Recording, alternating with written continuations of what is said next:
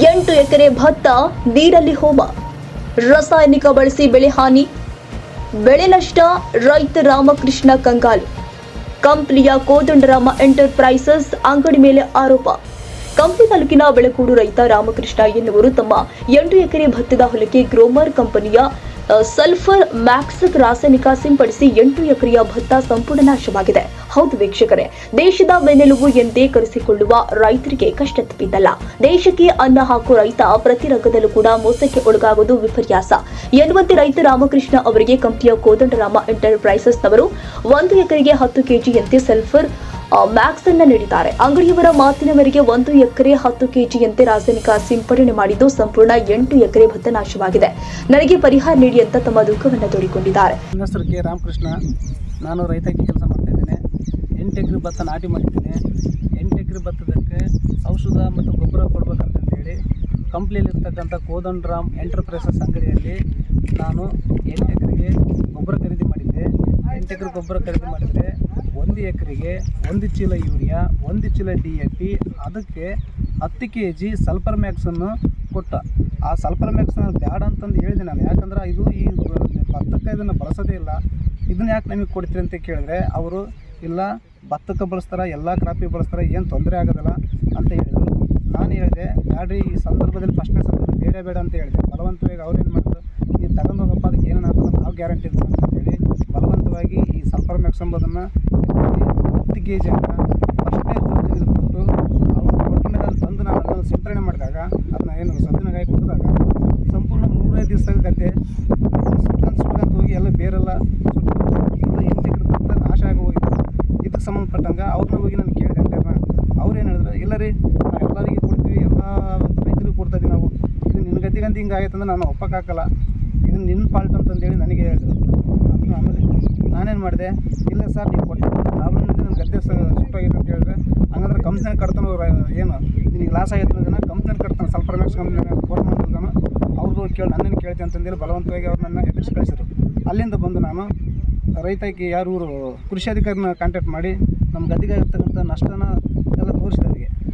ಅವರು ಬಂದ್ಬಿಟ್ಟು ಈ ಒಂದು 10 ದಿವಸ ಹಿಂದ್ಗಡೆ ಅವರೆಲ್ಲ ಬಂದು ನೋಡಿ ಇದನ್ನೆಲ್ಲ ನೋಡಿ ಇದನ್ನು ಸಲ್ಫರ್ ಮ್ಯಾಕ್ಸ್ ಎಂಬುದನ್ನ ಕ್ರಾಪ್ ಏನು ಭತ್ತಕ್ಕೆ ಕೊಡೋದೇ ಇಲ್ಲ, ಇದನ್ನ ಇದು ಎಲ್ಲಿ ಸಿಂಪರಣೆ ಮಾಡೋದಲ್ಲ, ಇದನ್ನೇ ಕೊಟ್ಟನ ಆತ, ಇದರಿಂದ ಕೆಟ್ಟಾಗಿರೋದು ಗದ್ದೆ ಅಂತಂದೇಳಿ ಕೃಷಿ ಅಧಿಕಾರಿ ಶ್ರೀಧರ್ ಸರ್ ಅವರು ಹೇಳಿದರು. ಅಲ್ಲಿಂದ ನಾನೇನು ಮಾಡಿದೆ, ಅವ್ರಿಗೆ ನೀವು ಸಂಪೂರ್ಣ ಬರೀ ಬಾಯಿಲಿಂದ ಹೇಳ್ಬೇಡ್ರಿ, ಒಂದು ವರದಿ ಕೊಡಿ, ಒಂದು ವೈಜ್ಞಾನಿಕ ವರದಿ ಕೊಡ್ರಿ ಅಂತಂದೇಳಿ ಒಂದು ರೈಟಿಂಗ್ನಾಗ ಒಂದು ಲೆಟ್ರ್ ಕೊಟ್ಟೆ. ಅವರು ಅಲ್ಲಿಂದ ತಗೊಂಡು ಹೋಗಿ ಅದನ್ನು ಒಂದು ಲೆಟ್ರ್ ಕೊಟ್ಟರು ನಮಗೆ. ಅದನ್ನು ತಗೊಂಡೋಗಿ ಕೃಷಿ ಅಧಿಕಾರಿಯಲ್ಲಿ JD ಆಫೀಸ್ ಬಳ್ಳಾರಿ ಹೋಯಿತು. ಬಳ್ಳಾರಿಯಿಂದ ರಾಯಚೂರಿಗೆ ವಿಶ್ವವಿದ್ಯಾಲಯಕ್ಕೆ ಹೋಯಿತು.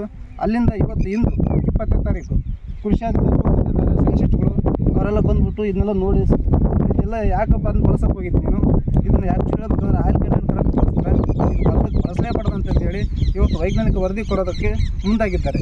ಇನ್ನು ಘಟನೆ ನಡೆದ ಕೂಡಲೇ ಕಂಪ್ನಿಯ ರೈತ ಸಂಪರ್ಕ ಕೇಂದ್ರಕ್ಕೆ ತಿಳಿಸಿದ್ದಾರೆ. ಆದರೆ ಕೃಷಿ ಅಧಿಕಾರಿಗಳು 1 ತಿಂಗಳು ಆದ ನಂತರ ಇಂದು ಹೊಲಕ್ಕೆ ಭೇಟಿ ನೀಡಿ ಪರಿಶೀಲನೆ ಮಾಡಿದ್ದಾರೆ.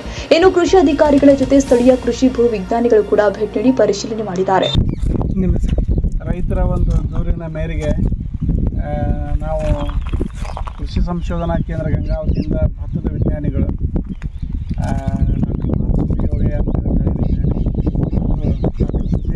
ಅಂತೇಳಿ ಕೀಟ ವಿಜ್ಞಾನಿ, ಭತ್ತ ಕೀಟ ವಿಜ್ಞಾನಿ ಹಾಗೂ ಕೃಷಿ ಅಧಿಕಾರಿಗಳ ಶ್ರೀಧರ್ ಸಹಾಯಕ ಕೃಷಿ ನಿರ್ದೇಶಕರು ಕಂಪ್ನಿ, ನಾವು ಇವತ್ತು ಈ ಒಂದು ಭತ್ತದ ಏನು ಸಮಸ್ಯಾತ್ಮಕ ಒಂದು ಭತ್ತದ ಗದ್ದೆಗೆ, ರಾಮಕೃಷ್ಣ ಅವರು ಬೆಳೆದಂಥ ಭತ್ತದ ಗದ್ದೆಗೆ ನಾವು ಏನು ವೀಕ್ಷಣೆ ಮಾಡ್ತಾಯಿದ್ದೀವಿ.